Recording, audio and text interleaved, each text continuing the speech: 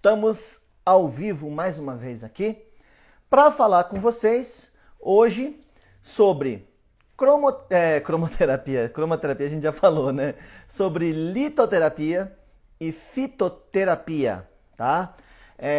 Eu não vou, uma coisa que é preciso falar aqui, eu não vou hoje ensinar vocês a usarem a fitoterapia e a litoterapia. Eu tô com cromoterapia na cabeça, gente, porque a gente teve uma live muito boa com a Nayana, tá aqui no meu IGTV, vocês podem dar uma olhadinha lá, podem acessar, porque foi uma live muito legal e eu tô com essa live na cabeça hoje, então por isso que eu tô falando de cromoterapia o tempo todo.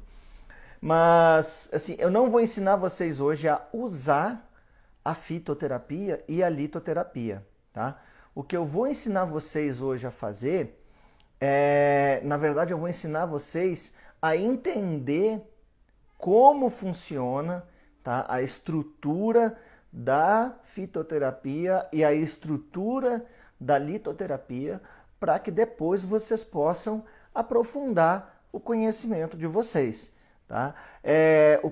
O aprofundamento dessas duas matérias, né, da litoterapia e da fitoterapia, eu dou em outro curso, tá? Não é no curso que começa agora segunda-feira, né, da bolha. Como é que a gente está de pessoas aqui? Você pode dar uma olhadinha para mim? Só para ver. Hoje eu vou dar uma enroladinha mais aqui, mais do que o normal, tá? Vou enrolar um pouquinho só para que vocês cheguem, para dar tempo de todo mundo chegar, porque eu tenho muita matéria para passar para vocês. O tempo não é tão longo quanto eu gostaria, então eu vou dar uma enroladinha aqui para a gente começar, para todo mundo estar aqui junto comigo e prestar bastante atenção no que eu tenho para passar para vocês, tá bom? Hoje a aula é muito boa. Por quê? Quando a gente fala de fitoterapia, o que a gente pensa? A gente já pensa logo, fitoterapia é tomar chazinho aqui, ó. Eu tô aqui na minha fitoterapia aqui. Então a fitoterapia é só tomar chazinho e tá tudo certo. E não é bem assim que funciona, né? E existem diferenças entre a fitoterapia em si e medicamentos fitoterápicos, tá? A gente vai falar dessas diferenças também. E a litoterapia, que também é conhecida como cristaloterapia ou gemoterapia, também tem lá suas aplicações, né, e suas explicações. Todas elas a gente tem que ter um cuidado muito grande ao utilizar, tá, gente? Vocês vão entender agora ao longo da aula o porquê, tá bom? Então, vamos começar aqui, já tem praticamente quase 5 minutos que a gente está esperando o pessoal entrar. Então, eu já vou começar aqui a passar o conteúdo para vocês, tá? Primeiro, o que é fitoterapia? Fitoterapia, o nome vem de fito, que significa planta em grego, né? Vem do grego, planta, e terapia, que significa tratamento, né? Então, fitoterapia ela é o tratamento através das plantas, tá? A fitoterapia não tem, como a cromoterapia lá, a gente viu, a fitoterapia não tem um idealizador, não tem uma pessoa responsável por fazer essa ciência surgir no mundo, tá? A fitoterapia, ela surgiu independentemente em cada um dos povos antigos. Por quê? Cada um tinha lá as suas plantas, a sua própria natureza ao seu redor, e cada um aprendeu a utilizar aquelas plantas para um determinado bem, né? Para fazer bem para alguma determinada doença, alguma coisa assim. Então, cada povo antigo que você pode pensar na história da humanidade tem conhecimentos fitoterápicos, mesmo que o nome não fosse esse na época, obviamente, né? Mas cada um deles tem conhecimentos das plantas, sabe aonde elas fazem bem e aonde elas fazem mal, tá? Provavelmente, muito provavelmente, as plantas foram os primeiros recursos terapêuticos utilizados pelos seres humanos, né? Então, antes de usar qualquer coisa, a humanidade já utilizava das plantas para processos de cura e de tratamento de doenças. Na China, olha que interessante, só para vocês terem uma ideia, os primeiros registros de fitoterapia, né, os primeiros registros escritos que se tem, datam de 3.000 antes de Cristo, ou seja, mais de 5.000 anos atrás, quando foi pelo imperador. Eu estou olhando aqui para o lado só para ler os nomes, porque eu não consigo decorar esses nomes, principalmente estrangeiros. Então, para ler aqui, o imperador Shoshinkei, ele descreveu o ginseng e a cânfora, né? Ele escreveu sobre as características do ginseng e da cânfora. Então esse é o primeiro registro fitoterápico que se tem na China. Isso quer dizer que antes disso os chineses não usavam? Não, muito pelo contrário, eles sempre usaram. Foi a primeira vez que foi documentado um processo fitoterápico, tá? No mesmo período, ali datando de 3.000 anos antes de Cristo, nas tábuas babilônicas, né, foram encontrados registros de importação de ervas. Olha só, então, há 5.000 anos atrás, né, 3.000 antes de Cristo, já tinham registros de importação de ervas dos indianos, né, dos próprios chineses ali. Então, esses registros já mostram que as propriedades das ervas já eram conhecidas e eram buscadas desde aquela época, né? No papiro de Ebers, em 1550 a.C., né, 3.500 anos atrás, os papiros de Eber lá no Egito, eles continham também, foi o primeiro herbário do Egito, né? Então eles continham bastantes descrições de ervas, para que servia cada uma delas, e também continha receitas, né? Não só a erva em si, mas receitas para determinadas mazelas, né? Para determinados maus, que ele ensinava nesse herbário para poder mostrar para todo mundo, né? Para poder aplicar os conhecimentos e perdurar. Hoje, inclusive, o papiro de Eber, ele está exposto num museu lá na Alemanha. Olha que legal. Então, um dos mais antigos herbários que se tem conhecimento está hoje em exposição no museu lá na Alemanha. Isso eu acho muito bacana, né? Só para vocês terem uma ideia da importância das plantas, por exemplo, para os povos hindus, né, que tem a religião ali da Índia, de toda aquela parte ali do Oriente, os povos hindus, eles entendiam que as plantas eram as filhas favoritas dos deuses.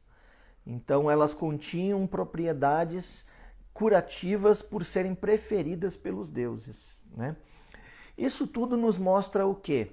Isso tudo nos mostra que desde que o ser humano começou a ter a inteligência de perceber as coisas, de perceber o que faz bem e o que faz mal, ele já usa a fitoterapia como forma de tratamento, né? Tratamento de doenças para melhorar vigor e tudo mais.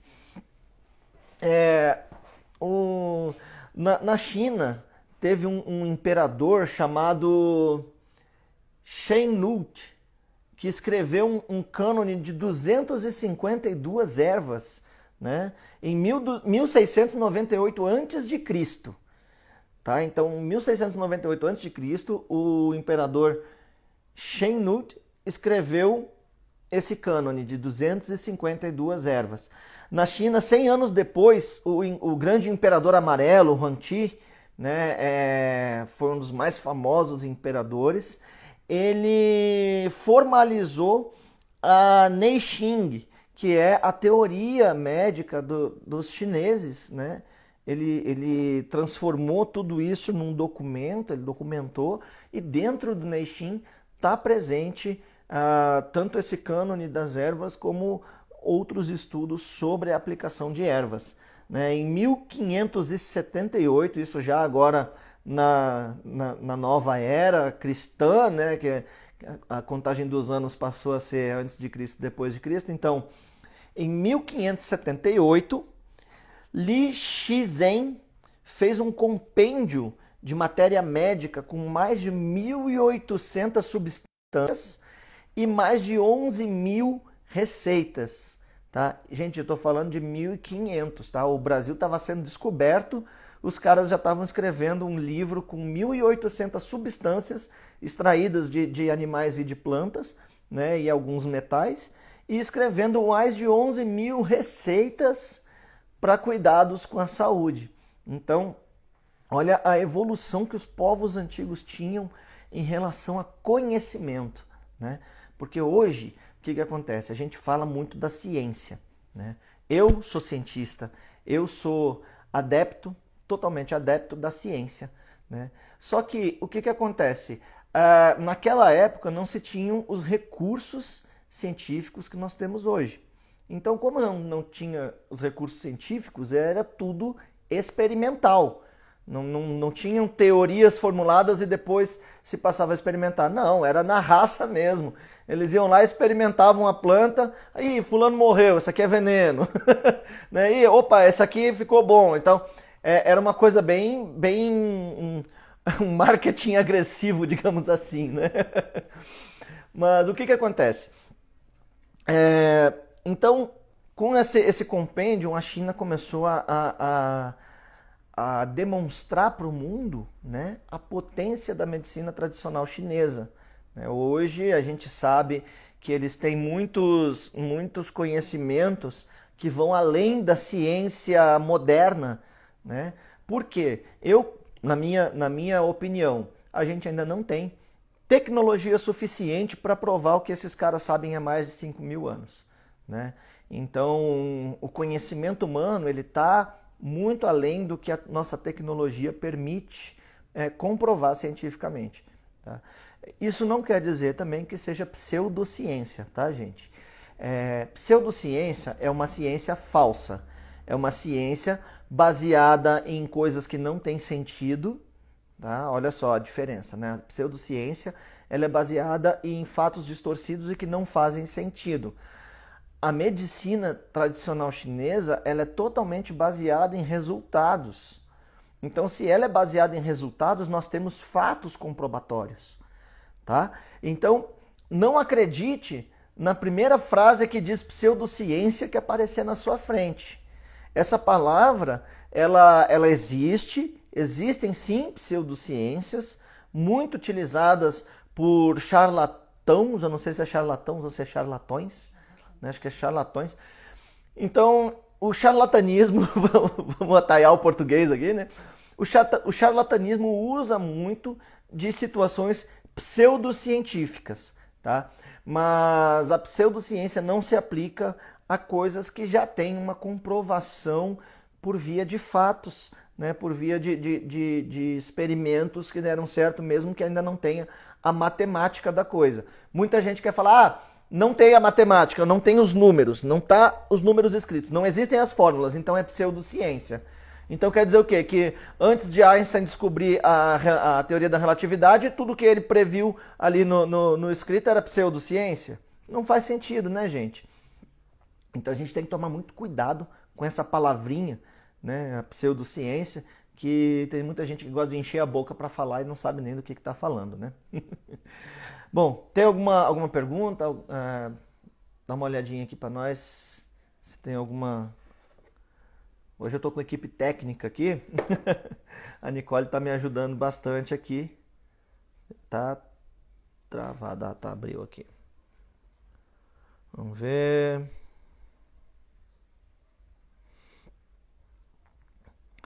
Pimenta Beijo. Um beijo para Pimenta Beijo. Né? Boa noite, Luiz. Deixa eu dar uma olhada aqui. Interessante, show. Eu acho que não tem nenhuma pergunta por enquanto aqui, mas tá travado o celular. Eu expliquei pro pessoal que você tá com a câmera virada, de tempos em tempos isso. Eles podem fazer perguntas e você Isso, vai. Então só para reforçar aqui.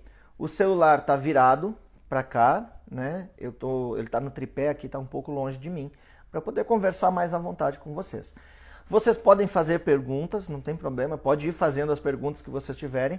E de tempos em tempos eu dou uma paradinha aqui e a gente dá uma lida nas perguntas para eu poder responder vocês, tá bom? Então vamos tocar o bonde aqui. No Oriente Médio, lá na Babilônia, como eu falei para vocês, tinham placas de barros, né? Deixa eu me ajeitar aqui na cadeira que eu tô meio capenga aqui. Tinham placas de barro que registravam importações e o próprio uso das plantas de forma medicinal, né? A Babilônia tinha uma farmacopeia, né, que é um compêndio também fármaco, né, de coisas utilizadas aí para a saúde, com mais de 1.400 plantas. Então olha só que interessante, né? Toda a região ali do Oriente Médio já tinha também seus registros, né? Não só o conhecimento, como eu falei, o conhecimento já vem de muito antes da escrita, mas eles já tinham registros ali de 1.400 plantas nos seus herbanários ali, né? No Egito, quem assistiu aquele filme A Múmia vai lembrar desse nome. Imhotep. Imhotep. Quem assistiu A Múmia lembra que os caras ficavam Imhotep, né? Então, por que eles ficavam falando Imhotep daquele jeito? Imhotep foi o primeiro médico do Egito, né? E ele era um cara que tinha um conhecimento sobre plantas profundo. Ele sabia muito, ele era um excelente médico e ele era um cara que foi deidificado, inclusive, por conta desse conhecimento que ele tinha sobre as plantas, né? O papiro de Ebers, como eu falei para vocês, ele tinha, quer ver? Eu anotei aqui no meu cantinho, ó, o papiro de Ebers, ele tinha 125 plantas registradas, tá? Lembrando que a região do Egito ali é uma região desértica, então ela não tem uma floresta amazônica lá para eles explorarem, né? Mas 125 plantas registradas, já com os seus usos, né, de cada uma delas, e 811 receitas de mistura dessas plantas para que a gente pudesse aplicar nas doenças em si. Temos uma pergunta aqui. Não é uma pergunta, só um complemento. São várias fitoterapias. Já temos que respeitar a teoria de cada medicina como autônoma para aproveitar o melhor que cada uma tem a oferecer. Muitas vezes o erro no uso das fitoterapias é justamente a aplicação do diagnóstico de uma teoria com a aplicabilidade de outra. Nos falou aqui a Nayana, que é a pessoa que eu estou falando para vocês assistirem a aula de cromoterapia lá. Então, ela também tem muito conhecimento, né? Ela é especialista em acupuntura, né? E ela tem profundo conhecimento da medicina tradicional chinesa. Então, ela traz com ela também esse conhecimento da fitoterapia. Fez uma consideração aqui muito boa. Obrigado, Nayana, né? Que a gente precisa realmente prestar atenção em relação a diagnóstico, né? Diagnóstico de um tipo de coisa é aplicado a outro e isso causa uma bagunça danada aí. Vem o pessoal dizendo que isso não funciona, que isso faz mal. Ah, a fitoterapia faz mal porque me mandaram tomar um chá e eu tomei o chá e passei mal. Sim, mas não foi bem estudada a questão, né? Quando a gente fala que a gente tem que ter o profundo conhecimento de um produto fitoterápico, a gente está falando, por exemplo, aqui, ó, camomila, né? Camomila aqui, ela tô nervoso, vou tomar um chazinho para camomila, né? É excelente para isso. Agora, para eu saber aplicar a camomila de forma fitoterápica, eu preciso saber se eu tô com uma infecção na pele, eu posso colocar a camomila em cima? Se eu estou com uma gastrite, eu posso tomar o chá de camomila? Se eu tenho outros tipos de problema de saúde, será que a camomila não vai atingir a um desses problemas? Por isso que a gente fala muito das terapias holísticas. O que é uma terapia holística? Ela não vê a doença em si, não é um foco em cima de um problema. Ah, eu estou com dor de estômago, beleza. Vamos olhar dentro do meu estômago, ver o que tem dentro do meu estômago e acabou. Vamos resolver o problema de dentro do meu estômago. A terapia holística, ela vai ver todo o contexto. O que pode estar causando essa dor de estômago? É emocional? realmente pode haver realmente uma bactéria ali me causando dor de estômago, foi alguma coisa que eu comi, né? Existe algum agente externo interferindo no meu estômago? Tem a ver com a minha alimentação? Tem a ver com alguma contaminação na água? A terapia holística ela vai olhar o todo, né? E quando a gente fala de olhar o todo, é preciso uma anamnese aprofundada. Então não adianta vir com uma anamnese rasa e querer aplicar uma terapia holística. Isso é um erro muito grande, tá, gente? Então, terapias holísticas precisam de anamneses profundas. Então, se você quer um tratamento holístico que vai ser muito mais completo do que um tratamento alopático, por exemplo, você precisa realmente se aprofundar, se abrir com o seu terapeuta holístico, porque às vezes uma questão emocional está atingindo um órgão, né? Se vocês viram lá a live da Nayana, vocês vão entender que os meridianos são ligados também a algumas emoções. Se você tem problemas de mobilidade, você não faz exercícios físicos, isso também pode trazer problemas. Se você assistiu a live com a Nayara Tortelotti, com a Yaya Tortelotti, você vai lembrar que a gente falou muito disso, né? O corpo foi feito para se mexer. Então, isso é uma coisa holística, é você olhar o todo, você olhar para todos os lados, né? Cada live que eu fiz essa semana agora, ela traz um pouquinho, um pedacinho do que é a holística. Então, por favor, se vocês não viram, vejam todas as lives que a gente fez, né? Vejam as lives com o Tom e com a Kiara, que são lives muito esclarecedoras. Vejam a live com a Jennifer Lobenwein, né? Com a Nayana e com a Nayara, que são lives vão trazer bastante esclarecimento. E a live de ontem também traz bastante esclarecimento para vocês. Tá bom? Alguma pergunta, algum questionamento? Não? Então podemos tocar em frente. Falamos agora do Egito, então vamos falar também da Grécia, né? Afinal, o nome fitoterapia, ele veio da Grécia, então é interessante falar um pouquinho dos gregos, né? Os gregos, 1300 antes de Cristo, um cara chamado Asclépio, ele criou o que a gente conhece hoje como spa. O que ele fazia? Era um espaço preparado para pessoas que queriam ter uma melhora na saúde ou que estavam adoentadas, precisavam de um local para repousar. E dentro desses espaços ele fazia tratamentos com fitoterapia. Ele dava chazinhos específicos, né, tratava com ervas específicas, cada caso ali dentro do spa. Né? Então ele aprofundou o tratamento à base de chá, né, lá na Grécia, 1300 antes de Cristo, tá, gente? São 3.300 anos atrás, tá? Tales de Mileto e Pitágoras, eles pegaram todo esse conhecimento do Asclépio e transformaram isso registraram isso, né? Registraram todo o conhecimento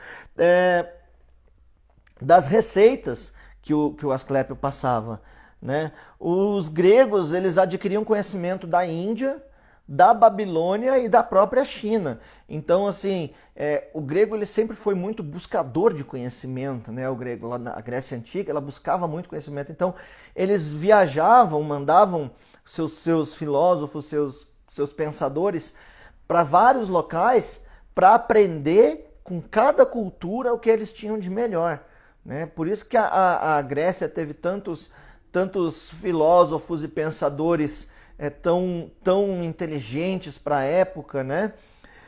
Porque exatamente eles buscavam o conhecimento fora do ambiente deles, fora da Grécia, né? Então, hoje em dia está mais fácil, é só você acessar minha live que você vai ter bastante conhecimento, principalmente sobre orgonites. Lá na Pérsia também, a Pérsia pegou esse conhecimento grego, né? Eles foram inteligentes também, porque o grego saiu para buscar conhecimento para todo canto, né? Espalhou a gente para todo mundo, buscando conhecimento ali na volta deles, o tanto que eles podiam viajar, né? A Pérsia fez o quê? A Pérsia foi lá na Grécia, pegou o conhecimento da Grécia e traduziu para o árabe. Então eles tinham todo esse conhecimento também por buscar o conhecimento na Grécia, né? Se você sabe que tem uma fonte com água fresca, é mais fácil você ir lá beber na fonte, né?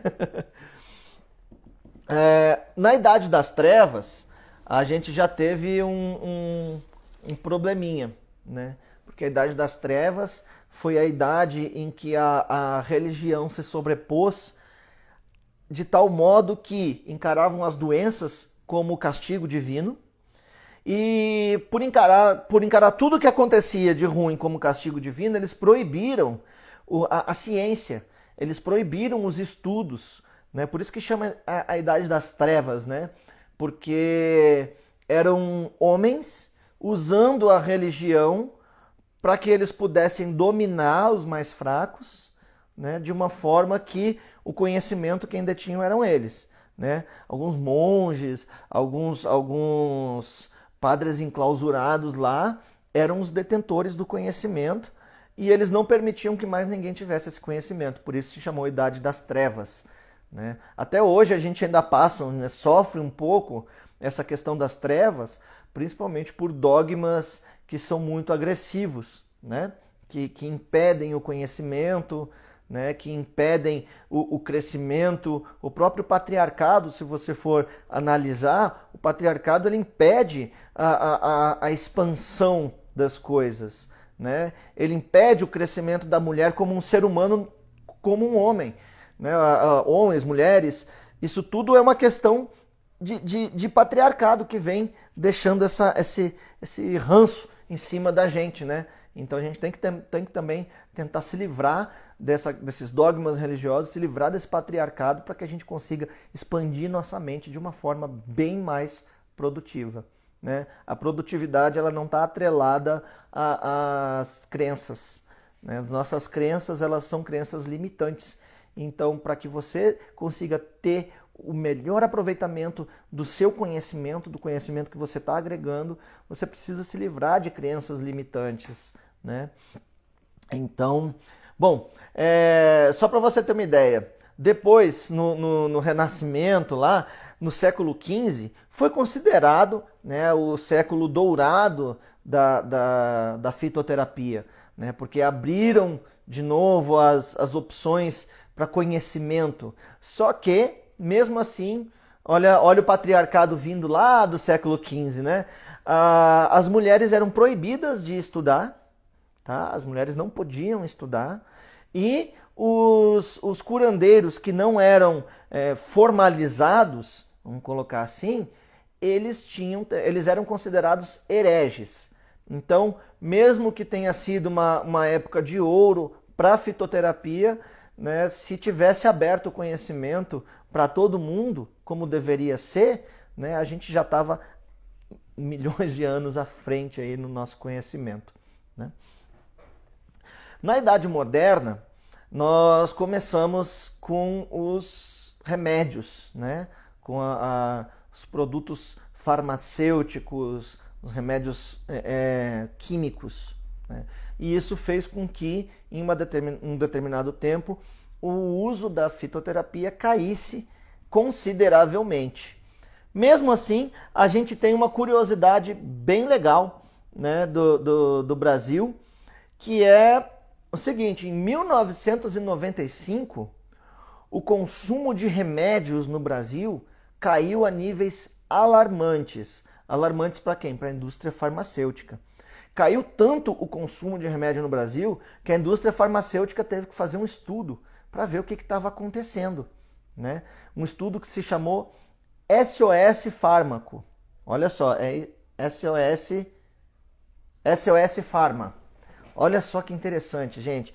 Presta bem atenção no que aconteceu. Em 1995, o uso de medicamentos caiu tanto que a indústria farmacêutica quase entrou em colapso. Fizeram um estudo chamado SOS Pharma para descobrir o que estava acontecendo.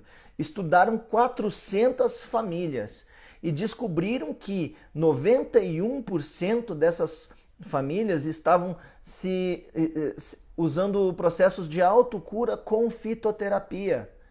Então o que acontece?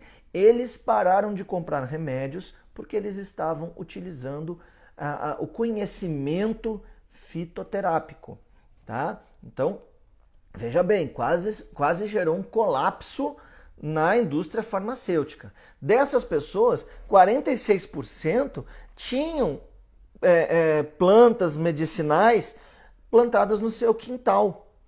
Então, o uso da natureza causou um colapso na indústria farmacêutica, a ponto de que eles tiveram que começar a investir em pesquisas dessas plantas para poder sair do atoleiro, né? Eles começaram a investir. Pô, por que essa planta está sendo... Eles tinham, olha só, a ideia, o que eles perceberam era que o consumo de um produto fitoterápico estava tendo a mesma eficácia de um medicamento químico, tá?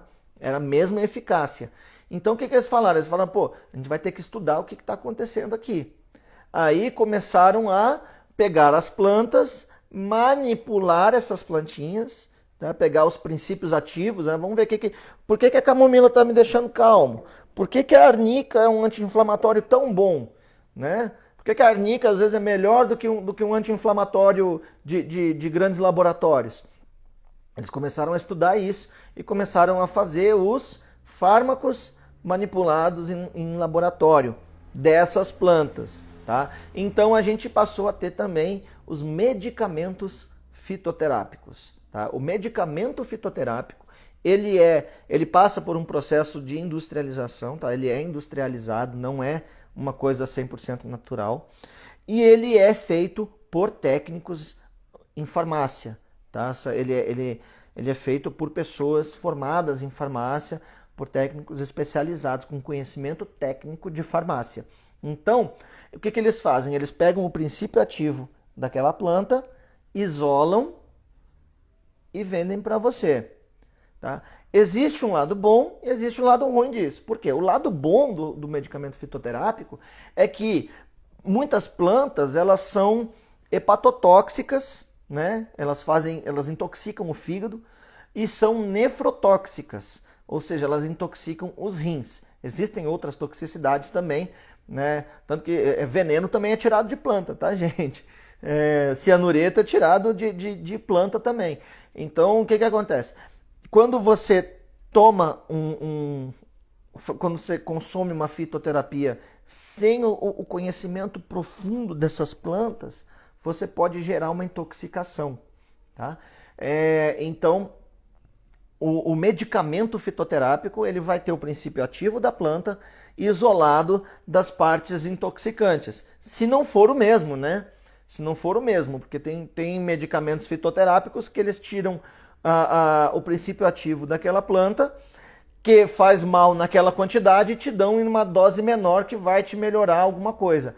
Mas sempre com muito cuidado, porque a fitoterapia ela pode sim intoxicar, como é o caso que a Nayana falou, quando é um diagnóstico de um tipo de fitoterapia aplicado a outro, quando é um diagnóstico de uma coisa aplicada a outra. Você pode confundir e essa confusão pode gerar problemas de saúde às vezes maiores do que o que você está tentando tratar, tá bom? Então, deixa eu ver o que mais eu falei aqui para vocês. Uma outra curiosidade do Brasil. Os paleoíndios. Se você nunca ouviu falar em paleoíndios, eles são índios amazônicos, tá? Que viveram há 12 mil anos atrás. 12 mil anos atrás. E a gente tem muito pouca informação deles.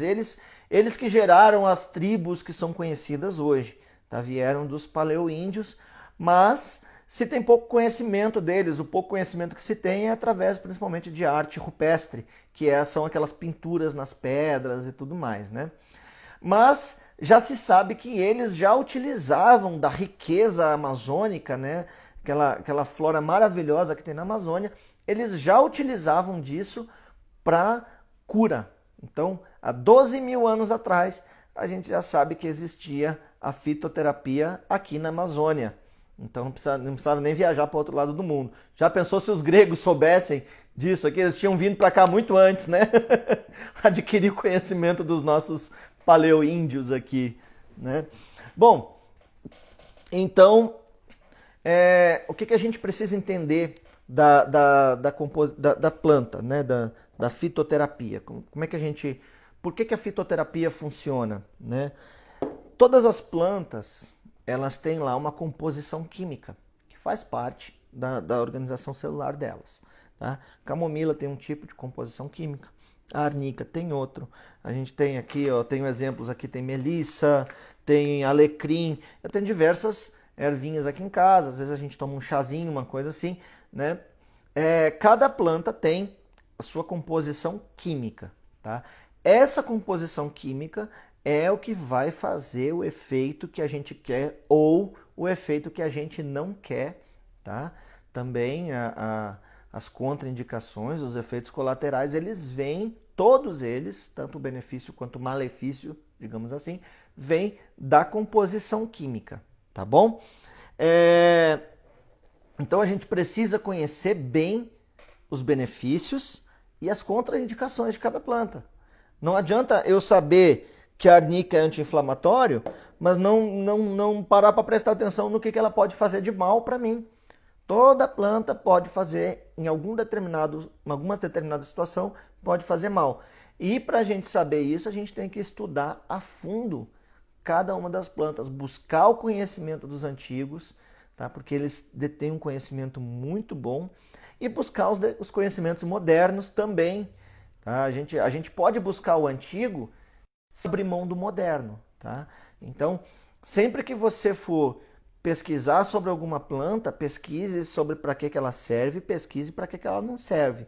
Porque assim você pode evitar um colapso de um problema maior do que aquele que você está tentando melhorar. Certo? Vamos supor, tá? Vamos supor que a arnica seja hepatotóxica. Vamos supor que o excesso do uso da arnica produza uma intoxicação no nosso fígado.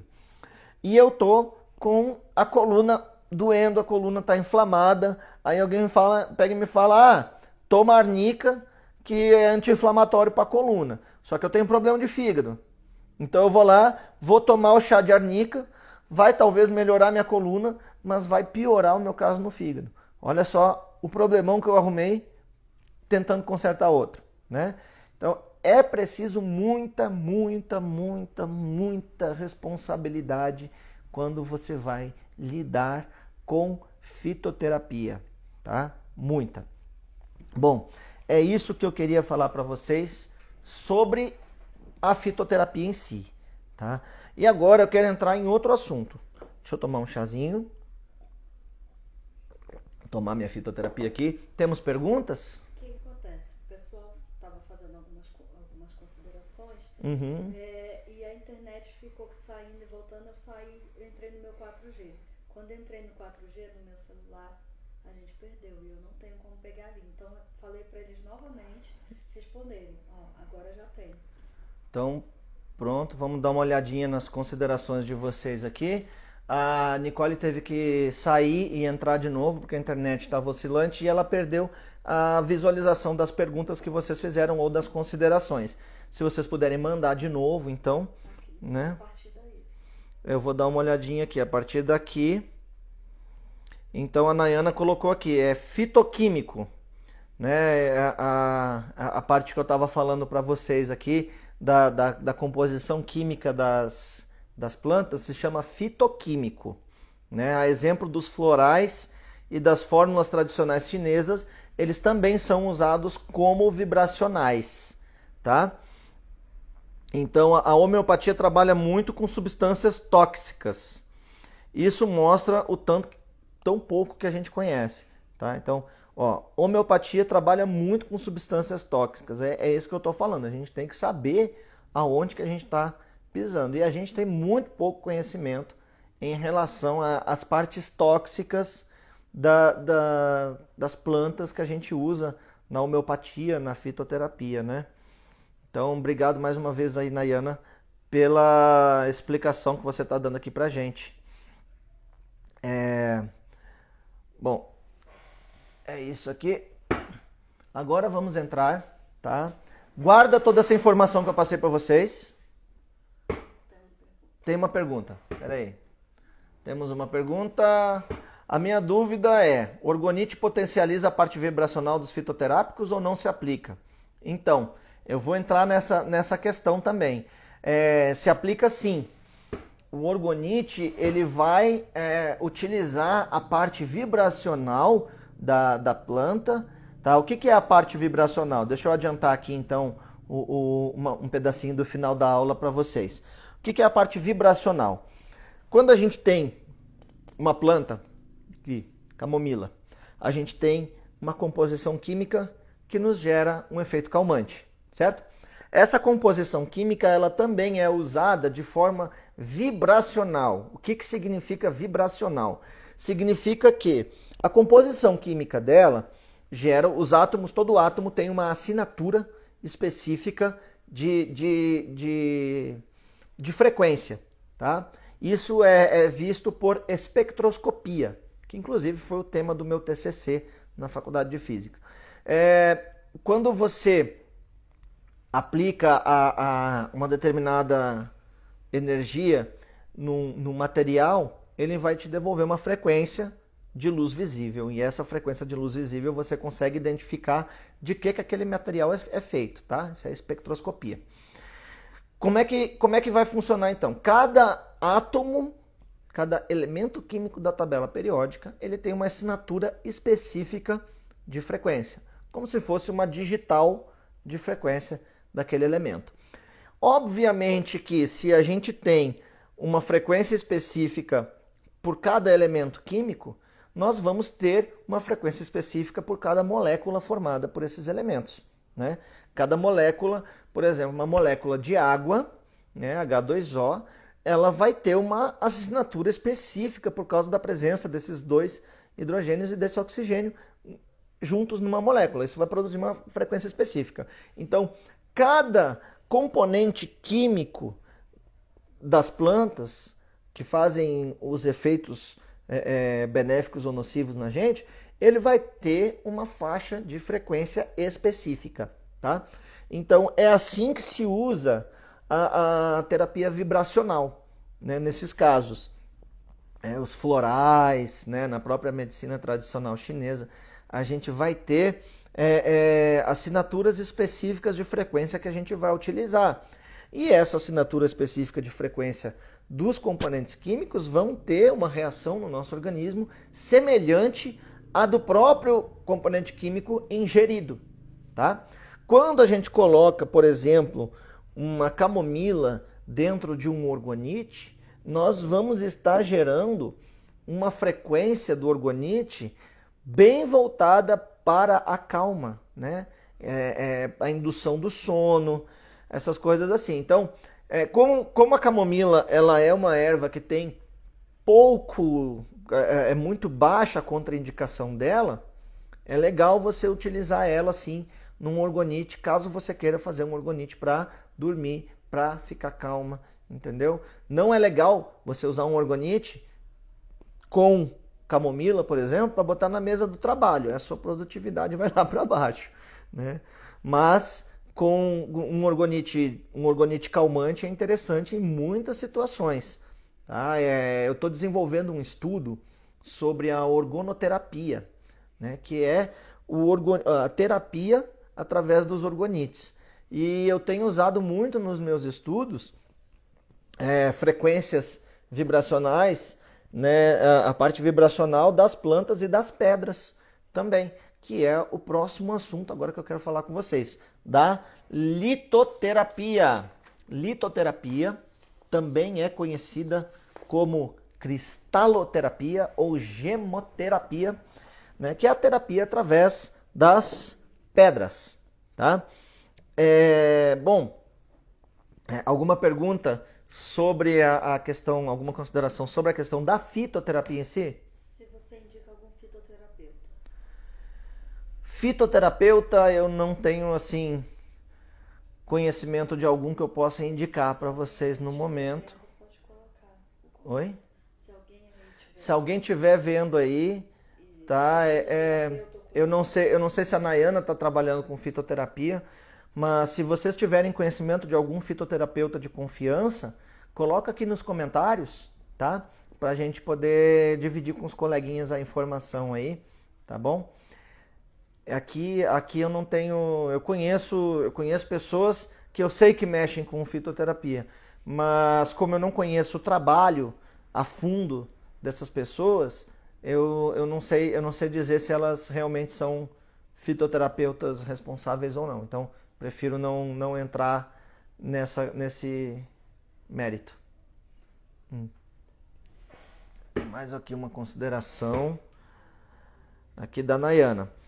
Flávio, veja se eu entendi. O orgonite não amplifica a atuação da fitoterapia. É a fitoterapia que direciona a função do orgonite. É por aí? É mais ou menos por aí. Ó, a Nayana Tortelotti, tá? A Nayana Tortelotti ela falou sobre cromoterapia e sobre meridianos aqui no nosso IGTV, então você pode pegar o contato dela. Ela é fitoterapeuta certificada, tá? E também terapeuta floral. Então, ela está em formação ortomolecular agora de pós-graduação. Então, pode procurar a Nayana. A Nayana é uma pessoa que eu confio totalmente, né? Eu conheço a Nayana, conheço o trabalho da Nayana, então se ela é certificada em fitoterapia, é certeza que ela é uma excelente fitoterapeuta, né? Eu nem sabia que a Nayana era fitoterapeuta. Então, para terminar de te responder, Nayana, o orgonite, o que acontece? O orgonite, ele vai produzir, aqui, ele vai puxar a frequência aqui para dentro dele, né, a frequência da poluição eletromagnética, vai modular essa frequência e devolver. O que vai acontecer com um fitoterápico dentro do orgonite este fitoterápico vai influenciar na frequência que o orgonite devolve para o ambiente como um modulador, tá? Então, o fitoterápico dentro do orgonite vai fazer com que o orgonite devolva para o ambiente frequências naquela faixa específica do fitoterápico, tá? Então, assim, o orgonite ele não vai amplificar a ação da fitoterapia. O que ele vai fazer é gerar frequências naquela faixa específica, tá bom? Bom, então, vamos falar um pouquinho agora de litoterapia. Né? A litoterapia vem do lito, vem do grego, né? Pedra. Para variar, né? Grande parte dessas palavras vem do grego, né? Então a litoterapia vem do grego, também chamada de cristaloterapia, é o tratamento que se dá através da frequência das pedras. Assim como eu estou falando aqui para vocês, que a gente está martelando bastante nisso, que as ervas têm composições químicas específicas que transformam a frequência, que se transformam em frequência, né, dessas composições químicas. O mesmo se dá com as pedras, tá? O mesmo se dá com as pedras. Então, assim como nós temos ervas e plantas vibracionais que geram uma determinada faixa de frequência, da mesma forma nós temos as pedras. E também as pedras, a litoterapia, também é utilizada desde os primórdios, né? Desde que se tem conhecimento da humanidade, também usavam pedras como amuletos, né? Pedras como itens mágicos. Como eu falei ontem para vocês, o nosso querido asgardiano Thor, ele fala que a magia é a ciência que a gente ainda não conseguiu entender, né? Então, quando os nossos antigos lá, eles tinham as pedras, os romanos, eles pegavam essa pedra aqui, hematita, moíam ela e passavam na pele dos guerreiros, né, dos soldados romanos quando eles iam para a guerra. Porque eles diziam que os soldados ficavam invencíveis com essa pedra. Hoje a gente sabe que a hematita ela é uma pedra que estimula o fluxo sanguíneo, fazendo com que a pessoa fique mais alerta e fique mais bem disposta, né? E essa disposição, quando eles esfregavam a pedra, o pó da pedra na pele, eles tinham toda essa disposição no momento da batalha. Então, hoje a ciência explica, né? Na época acreditava-se que era uma propriedade mágica. Mas é bem interessante isso, né? A coroa dos faraós continha malaquita, uma pedra verde. Se você não conhece malaquita, é uma pedra verde, linda, né? A gente tem aqui uma pedrinha, deixa eu mostrar aqui para vocês. A malaquita é uma pedra que vale a pena conhecer. né? Deixa eu pegar aqui. Olha só que coisa mais linda que é a malaquita. Não sei se está conseguindo ver ali, dá uma olhadinha se está conseguindo. Tá dando para ver? A malaquita, ela é uma pedra muito bonita, é um verde escuro com verde claro, né? E os faraós tinham essa pedra nas suas coroas. Por quê? Eles diziam que trazia sabedoria para os faraós, né? Alguns xamãs, eles possuíam cristais que ninguém podia ver nem tocar. E eles acreditavam que quando eles morriam, o espírito deles ia morar nesse cristal. Então, existe toda uma mística por trás das pedras que acaba trazendo a pedra só como uma coisa mística, né?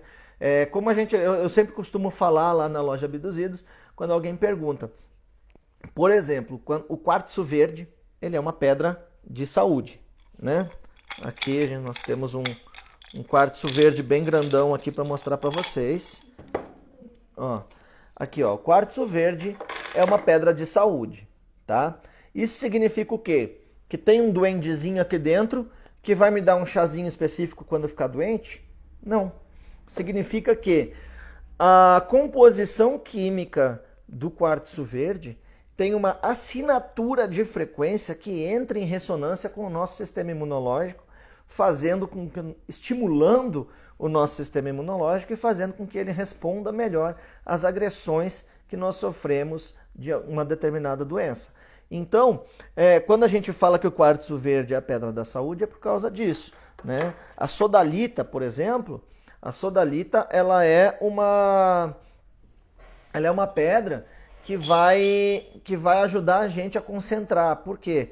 As emissões da sodalita, elas agem nas nossas ondas cerebrais, ajudam a gente a ficar concentrado. Então é uma pedra excelente para quem quer estudar, é uma pedra excelente para quem precisa falar também, né? Então, assim, é uma coisa mística? Não, a gente está falando da assinatura de frequência que essa pedra emite, que está entrando em ressonância com alguns tipos de ondas cerebrais que a gente produz também, tá bom? Aqui, ó, outra pedra interessante, a esmeralda, né, que inclusive é a que eu estou usando hoje aqui, né, que é uma pedra revigorante, a pedra da infinita paciência também, né? Isso tudo é uma questão de frequência, tá?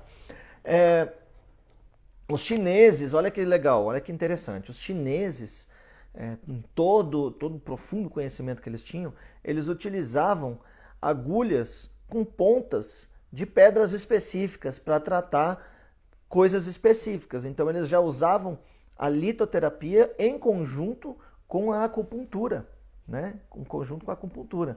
Outra pedra bonita aqui para mostrar para vocês. Olho de tigre. Vê se está dando para ver direitinho aqui, olho de tigre. Essa é uma pedra maravilhosa também. Também é muito indicada para quem precisa estudar, para quem precisa concentrar, né? E além de tudo, ela é uma pedra muito bonita, né? Ela é uma pedra que chama bastante atenção o efeito dela, né? Para manter o foco.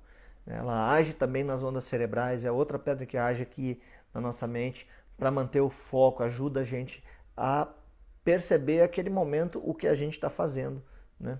Muito boa. Egípcios também utilizavam muito as pedras, né? A Cleópatra usava lápis lazuli aqui entre os olhos, porque dizia melhorar, que ela podia enxergar coisas que os outros não viam. Na verdade, o lápis lazuli ele vai ajudar na concentração, por isso que ela também via coisas que os outros não viam, porque ela estava mais concentrada, digamos assim, né? E também ajuda na visão, ajuda no processo do nervo óptico, processo de absorção aqui dos cones e dos bastonetes, né? E melhorava a acuidade visual dela também, tá? A ametista, ela tem uma lenda muito legal, muito interessante, tá? A ametista, o que acontece? Ela era uma ninfa que estava sendo assediada pelo Dionísio, que é um deus grego também, né? Que nós temos uma ametista bem bonita aqui da Nicole para mostrar para vocês, ó. Prestem bem atenção na cor dela, porque isso vai fazer sentido agora com a lenda da ametista. A ametista era uma ninfa que Dionísio ficava assediando, né? Esses deuses gregos gostavam de uma sacanagem, né? E ele estava querendo a todo custo pegar essa ninfa e estava lá perturbando ela. Aí a deusa da castidade, Diana, chegou para ela e falou assim: eu vou te tirar dessa furada, minha filha. Foi lá e transformou ela num cristal transparente, tá? Transformou ela num cristal transparente. Dionísio viu aquilo e ficou desolado, sem ter o que fazer. O que ele fazia? Ele queria muito, ele estava muito afim de pegar aquela ninfa. Como ele não podia pegar porque ela se transformou num cristal, ele mergulhava ela no vinho para beber.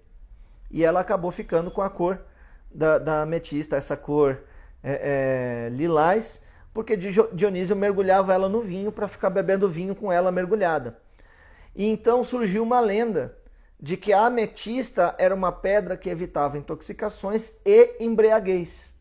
Então, usava-se lá na Grécia Antiga a ametista para quando você queria entornar um vinho e não ficar bêbado, dizendo que a ametista, aquela ninfa, faria alguma coisa que evitaria que você ficasse bêbado, né? Eu acho que não funciona, não. Se você entornar um vinhozão aí, haja ametista para não deixar ficar bêbado, né? Vamos ver aqui. Tem mais uma pergunta aqui. Tem uma pedra que é própria para a mulher, no sentido de camuflagem, que é a leopardita, se eu não me engano. Fala um pouco mais sobre ela. Então, a leopardita, eu não tenho nenhum exemplar para mostrar para vocês aqui. Ela tem esse nome porque ela parece uma pele de onça, né? O desenho dela parece meio de onça, assim. Então ela chama leopardita porque lembra um leopardo. Essa questão da invisibilidade, digamos assim, eu já acho que já vai um pouco mais para mística, tá? O que se diz dessa pedra é que quem está usando ela, se não quiser ser visto por ninguém, não vai ser visto. Eu não acredito que você pegue uma pedra e tente invadir o cofre de um banco e ninguém vai te ver. Então não é bem por aí, né? Ela pode agir sim na questão das suas energias ali ao redor, ela vai agir no seu psicológico, né? Porque quando você olha para uma pessoa, você acaba chamando a atenção daquela pessoa para você. Então, eu acho que ela vai agir mais nesse sentido de que você se camufla para aquela pessoa e não ela que vai camuflar você, entendeu? Você pode se tornar mais esquivo, né? Pode ser que ela ajude nessa habilidade esquiva para que você não seja percebido por uma ou outra pessoa. Eu acredito que vai mais nessa linha de pensamento, tá bom? Os japoneses já eram interessantes. Eles usavam muito as pedras, né? Mas em forma de vidência. Eles gostavam muito de utilizar as pedras para vidência, então para ver o futuro, para ver o que o outro está fazendo, fuxicar a vida do vizinho, alguma coisa assim. Né? Então, a bola de cristal, aquela coisa da vidente e tudo mais, os japoneses gostavam muito desse sentido. Então, se você for pesquisar por pedras no Japão, você já vai ter uma visão bem mais mística da coisa. Né? Tem mais pergunta aí? Considerações. Vamos lá. A leopardita chama muita atenção. Ó. A Nayana está dizendo aqui que usa a leopardita muito. Nesse sentido, quando viajo me sinto em risco. Uso para camuflar. Então, é exatamente isso. Eu acho que vai mais no sentido de que ela te desperta habilidades mentais de esquivo. Né? Eu acho que está mais nesse sentido do que não deixar que ninguém te veja. Acho que vai mais nessa linha de raciocínio aí, de que você consegue perceber situações de perigo, aí você vai se esquivar dessa situação, você fica mais safa, né? Falando aqui no popular aqui entre nós, você vai ficar mais safa utilizando uma pedra dessa, né? Bom, só para vocês terem uma ideia, eu trouxe aqui composições químicas de algumas pedras, né? Que o que vai dar a assinatura de frequência é a composição química e a organização atômica dessa pedra, tá? Por exemplo, cristal de quartzo dióxido de silício. O cristal de quartzo ele tem dois átomos de oxigênio. Aqui, ó. O cristal de quartzo é esse aqui, ó. Tá? Ele é bem bonito, ele tem o que eles chamam de fantasma, que é um cristalzinho mais esbranquiçado dentro do cristal. O cristal de quartzo é óxido de silício, tá? Então o que acontece? Tem um átomo de silício para 2 átomos de oxigênio. Aí a gente tem uma coisa especial nele. Outra pedra que tem óxido de silício é a ágata, né? Ela tem a mesma composição química. Só que o que acontece? O cristal ele tem uma disposição do óxido de silício que é o seguinte. Ele fica um átomo de silício aqui, 2 átomos de um lado, 2 átomos de outro, de oxigênio. Mas não são 2 átomos de oxigênio? São. Mas 2 átomos acabam ficando compartilhados com o próximo, que compartilha com o próximo, que compartilha com o próximo. Então fica tipo um tetraedro, né, de 3 átomos de oxigênio aqui embaixo e um aqui em cima, formando um tetraedro ao redor desse silício aqui. Tá? Presta bem atenção. Quando a gente tem essa disposição atômica em específico, a pressão gerada aqui vai fazer com que essas moléculas reajam de uma forma em que vai gerar um fluxo elétrico, vai gerar um campo elétrico ao redor da pressão aqui do cristal. Tá? Por que isso é muito importante, gente? Porque quando a gente trata de um orgonite, a gente tem um cristal de quartzo, desse aqui, dentro do orgonite. A resina, quando cura, pressiona ele e ele vai gerar esse campo elétrico que é utilizado para fazer o processo de modulação frequencial. Tá? Então, quando você tem um orgonite que não tem cristal de quartzo dentro, você tem um orgonite que não funciona. Tá? Assim como as plantas, as pedras também possuem alguns efeitos colaterais por conta da emissão de frequência delas, ou como no caso da malaquita e de outras pedras que eu mostrei para vocês, elas também possuem toxicidade na sua composição. Então, por exemplo, a malaquita ela é tóxica, ela faz mal para você. Se você consumir, por exemplo, quem faz lapidação de malaquita precisa ficar muito bem protegido para não respirar o pó daquela malaquita, porque ele é bastante tóxico. Tá? Outra coisa que a gente precisa é de um gato. Chegou meu gatão aqui, vou deixar ele um pouquinho aqui com a gente. Gente, esse é o cheiroso, tá? É o ancião da casa. E ele não pode me ver sentado nessa cadeira que ele quer vir pro meu colo. Bom, a malaquita, ela tem muitas propriedades benéficas para a gente, tá? Em relação à frequência. Mas ela também pode ser tóxica em determinada situação. Então, você precisa estudar muito bem se você vai botar uma malaquita dentro de um orgonite, aonde esse orgonite vai ficar, quem vai ter esse orgonite, quais são os problemas que a malaquita pode gerar, para você saber se você vai usar o tempo todo, se você vai só aplicar em alguma determinada situação, entendeu? Então, da mesma forma que as ervas, as pedras também têm as suas contraindicações, né? Até as cores lá na cromoterapia também tem contraindicações. Então, as pedras elas são muito ligadas à cromoterapia. Você vê pedras vermelhas são estimulantes, pedras lilazes são mais concentrantes, né? Te faz ficar mais concentrado em você mesmo. Pedras azuis são tendem a ser calmantes, né? Então, o que acontece? Se você tem essa variedade de coisas, a gente tem que tomar muito cuidado. Aí entra o que eu venho falando sempre, de que um orgonite colorido não é saudável, né? Porque você tem frequências que podem causar distúrbios em determinadas pessoas. Não é todo mundo também, né, gente? Nem todo mundo vai ficar perturbado porque tem um orgonite vermelho. Não é isso que eu estou dizendo. Tá? O que eu estou dizendo é que em determinadas situações você precisa ter muito cuidado com o que você vai misturar.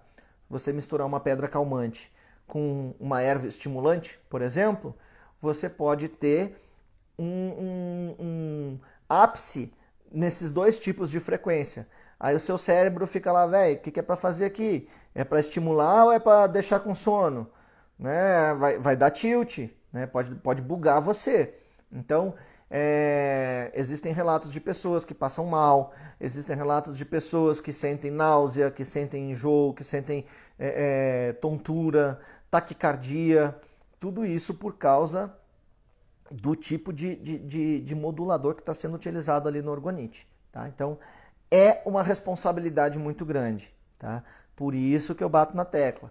Escolha o seu orgoniteiro da mesma forma, com a mesma seriedade que você escolhe o seu médico. Né? Se você sabe que um médico não é um bom médico, você vai evitar ir nele, né, gente? Por favor. Então, preste bem atenção nisso. Escolha com consciência quem vai ser o seu orgoniteiro. Tá? E se você quer ser um orgoniteiro, você fala assim, pô, eu não conheço nenhum orgoniteiro bom e eu vou fazer os meus próprios orgonites. Então, nas duas formas, se você quer aprender a escolher o seu orgonite, ou se você quer aprender a fazer o seu orgonite, a partir de segunda-feira eu estou com um curso 100% online, 100% gratuito, para te ensinar a escolher os seus orgonites, para te ensinar a fazer os orgonites da melhor forma possível, com toda a responsabilidade e sabendo o que você está fazendo, tá? Sabendo que tem muita gente que está fazendo orgonite sem saber o que está fazendo. Então, se você faz orgonite, mas não tem certeza do que você está fazendo, esse também é um curso para você. Tá? É curso para quem quer aprender, é curso para quem quer melhorar e é curso para quem quer escolher. Tá bom? O curso se chama A Bolha e aqui na bio do meu canal tem o link para você entrar no grupo do WhatsApp. E nesse grupo do WhatsApp a gente vai passar todas as informações, os lembretes de aula e o material de apoio para você ter aí, para você consultar depois que você já tiver feito o curso. Aí você fica com esse material para poder ver direitinho, se ficar com alguma dúvida. Estou à disposição aqui também. Bom, eu acho que é isso, né? Eu acho que a gente não tem mais... Não tem mais o horário já tá estourando, né? Deixa eu dar uma olhadinha aqui, o que vocês estão falando comigo. Alguma dúvida, gente? O povo das pedras, pendrive do universo, não abro mão. Excelente. Né? Pedras guardam muitas informações. Pedras guardam muitas informações, tá, gente? Só que é possível, inclusive, você programar cristais para que eles emitam uma determinada vibração específica, né? Quando você sabe o que você está fazendo, quando você sabe mexer com formas pensamento, isso é coisa para outra live, para outro curso. Mas quando você sabe mexer com formas pensamento, você pode programar um cristal para emitir uma determinada faixa de frequência. Um cristal de quartzo, né? Desse transparentezinho assim. Só que o cristal do orgonite, para quem está curioso sobre isso, o cristal do orgonite não é programável, tá? Porque toda forma pensamento depositada no orgonite é convertida na frequência original do orgonite, tá bom? Então, se você pega um orgonite e você fala assim, ó, esse aqui eu fiz para Nicole estudar, é um orgonite com um compêndio de pedras que não entram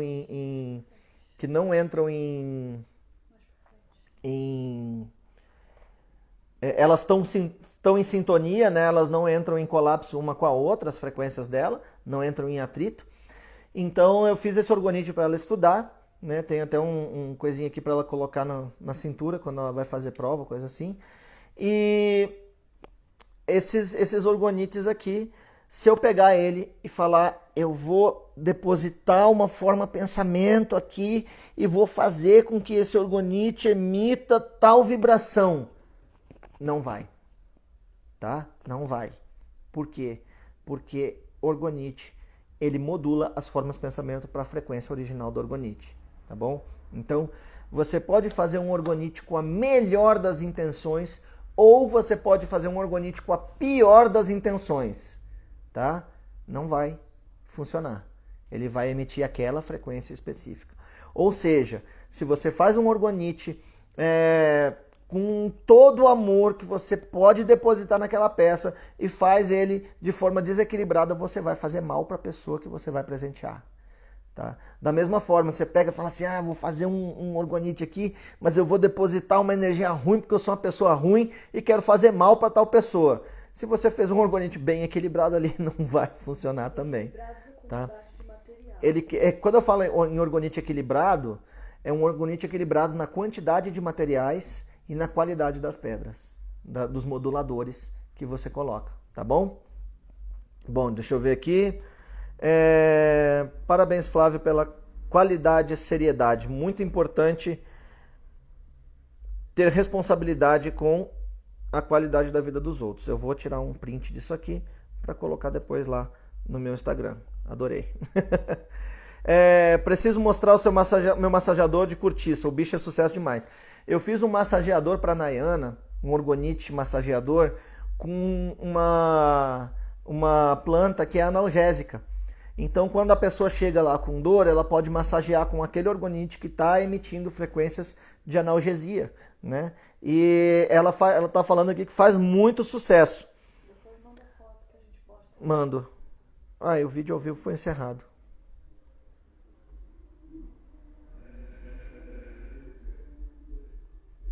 Eu tô ao vivo ainda? Tá. Tô? Aqui apareceu que tinha sido encerrado, mas acho que eu tô ao vivo, não tô? Está, certeza. Tô? Então beleza. Alguém falou alguma coisa aqui que eu fui ler e perdi.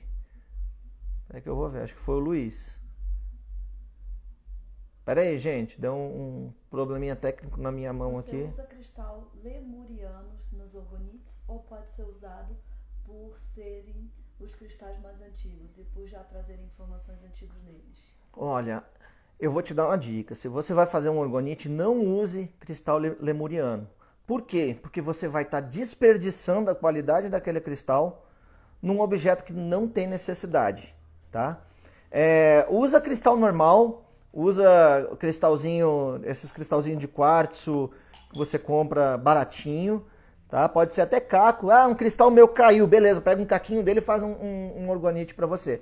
Mas não usa num orgonite um cristal muito caro ou um cristal que tenha uma propriedade específica, como é o caso do lemuriano, porque o orgonite não vai se aproveitar daquela informação que ele carrega, tá? Essa informação ela é tal qual que eu estava falando das formas pensamento. Ela vai ser alterada e você vai perder a informação do lemuriano que você tem. Beleza? Gente, é isso. Muito obrigado mais uma vez pela presença de vocês. Adorei dar essa aula aqui para vocês. O Cheiroso adorou eu ficar sentado aqui para poder ficar no meu colo. Né? Bom, é isso. Valeu. Um beijo. Qualquer dúvida, eu vou deixar essa live salva e vocês podem fazer as perguntas de vocês nos comentários da live, tá bom?